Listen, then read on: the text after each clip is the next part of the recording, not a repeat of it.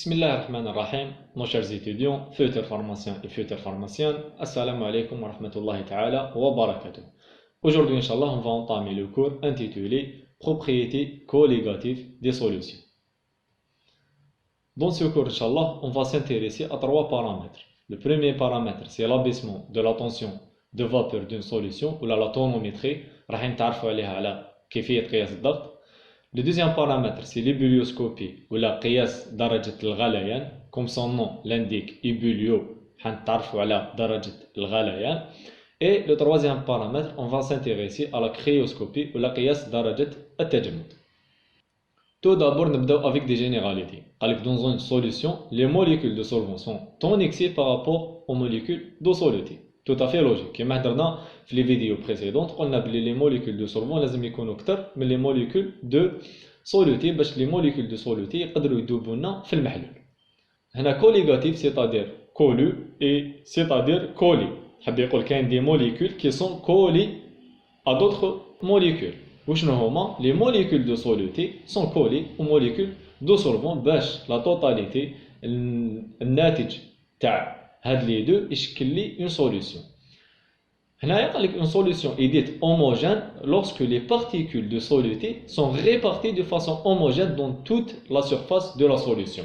قلنا باللي المحلول المتجانس هو محلول وين les molécules ولا les particules de soluté يكونوا متوزعين في المحلول d'une façon homogène بطريقة متجانسة. هنا au sein de la solution كاين des liaisons entre les molécules de soluté et les molécules de solvant. هذه liaisons سميوهم des liaisons électrostatiques et il existe différentes liaisons. كاين des liaisons entre les molécules de solvant et les molécules de solvant, des liaisons entre les molécules de solvant et les molécules de soluté et des liaisons entre des molécules de soluté et les molécules de soluté. On passe maintenant au premier paramètre qui est l'abaissement de la tension de vapeur d'une solution ou la tonométrie. Le premier schéma هنايا عندنا un solvant pur. P0 هذه c'est la pression de vapeur saturante. C'est quoi la pression de vapeur saturante? دوك نجو نتعرفوا عليها. هنا à une température donnée, il existe à l'interface du solvant pur et de l'air une tension de vapeur appelée tension de vapeur saturante. Cette vapeur est constituée des molécules de solvant. هنايا à une température donnée, par exemple à 20 degrés Celsius, qu'il y a un équilibre entre les molécules de solvant sous forme liquide et les molécules de solvant sous forme vapeur. Là, pour la tonométrie, on suppose que la solution n'est pas chargée et non volatile. La solution non électrolytique et solution non volatile. Et les molécules de soluté sont neutres. À une température donnée, à la surface du liquide, il existe un équilibre dynamique entre les molécules de solvant sous forme vapeur, les molécules de solvant sous forme vapeur, et les molécules de solvant sous forme liquide. Les molécules de solvant, des molécules sous forme liquide et des molécules sous forme vapeur. L'équilibre l'équilibre dynamique entre les molécules de solvant sous forme vapeur et les molécules de solvant sous forme liquide, elle est maintenue grâce à une pression. La pression à dire, c'est la pression de vapeur saturante. Je vous donne un deuxième exemple en présence des molécules de soluté. C'est des molécules de soluté. En gris, c'est des molécules de solvant sous forme liquide. En bleu, c'est des molécules de solvant sous forme gaz. On a une solution solvant plus soluté. Donc, en présence des molécules de soluté, la pression de vapeur saturante va تبدل. علاش تبدل؟ قال لك les molécules de solvant qui sont liées aux molécules de soluté كما شفنا في la première branche قلنا باللي les molécules de solvant sont liées aux molécules de soluté grâce à des liaisons électrostatiques. Elles sont donc retirées du reste des molécules de solvant. Les molécules de solvant qui sont liées aux molécules, les molécules de solvant qui sont liées aux molécules de soluté, les molécules نحيوهم للحساب خاطرش راهم لاصقين في d'autres molécules. Donc la pression de vapeur saturante تاع un solvant تكون supérieure à la pression de vapeur saturante تاع une solution. على خاطرش هنا كاين plus de molécules de solvant libre que هنايا. L'équilibre dynamique est toujours maintenu en présence des molécules de soluté. علاش على خاطرش عندنا une pression de vapeur saturante pour la solution.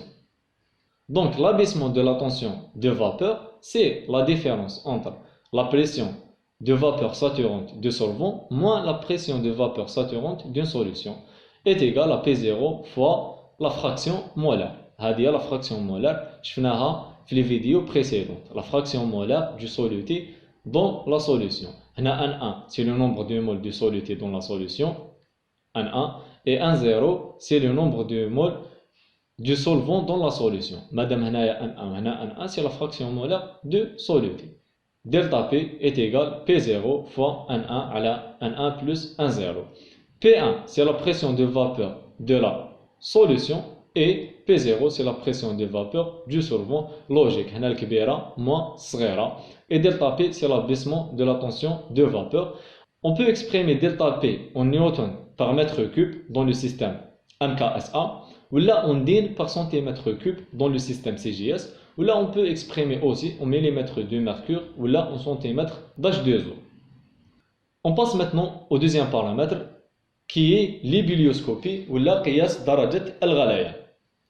Dans l'ébullioscopie, on s'intéresse au point d'ébullition. Au point d'ébullition ou la درجة الغليان des liquides solvant plus solutés. Les lois qu'on va établir sont valables que pour les solutions idéales. المحاليل المثالية اللي ينطبق عليها القانون تاع PV NRT كما شفتوهم في العام تاع الباك. Et les solutions neutres, حاب يقول les solutions non électrolytiques. شفاهم مليح على l'ébullioscopie باللي les lois تاعها sont valables que pour les solutions idéales et les solutions neutres. هنايا θ 0 c'est le point d'ébullition تاع un solvant pur. هنايا جبنا un solvant pur درناه على une source de chaleur. هنا aussi θ 1 c'est le point d'ébullition d'une solution. حاب يقول solvant plus soluté. رانا نشوف هنا كاين des molécules de solvant et كاين aussi des molécules de soluté toujours en présence d'une source de chaleur. هنا il faut savoir que θ 1 est supérieur à θ 0. علاش؟ دوك نجي نشوف. Tout d'abord, le point d'ébullition, comme définition, est la température à laquelle la pression de vapeur saturante devient égale à la pression extérieure. وشنو معناتها؟ حاب يقول هنا P0, la pression saturante تاع le solvant pur, تولي égale à la pression extérieure. هنا مدلك par exemple 100. Même هنايا, pour avoir une ébullition, لازم P1 ou la pression saturante de la solution تكون égale à la pression extérieure. Le point d'ébullition est un critère de pureté. Donc, هنايا الحاجة اللي على بالنا c'est que P0 est supérieur à P1. La pression de vapeur saturante d'un solvant est supérieure à la pression de vapeur saturante d'une solution. Donc, كي نديرو هنا 100 ولا la pression extérieure moins P0 حتعطينا حاجة صغيرة على كي نديرو la pression extérieure moins P1. عخاطرش P0 est supérieur à P1.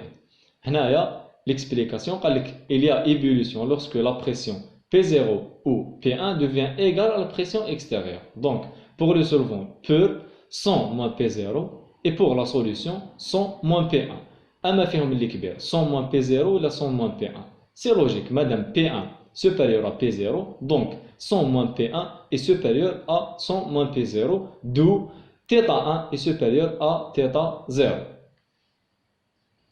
Voilà, puisque la température d'ébullition de la solution θ1 est supérieure à celle du solvant θ0, donc il faut chauffer davantage la solution avec la soluté pour atteindre la pression extérieure car P1 est inférieur à P0. Et ceci du fait que les molécules de solvant rendent moins libres par la soluté. Les molécules de solvant qui sont liées aux molécules de soluté.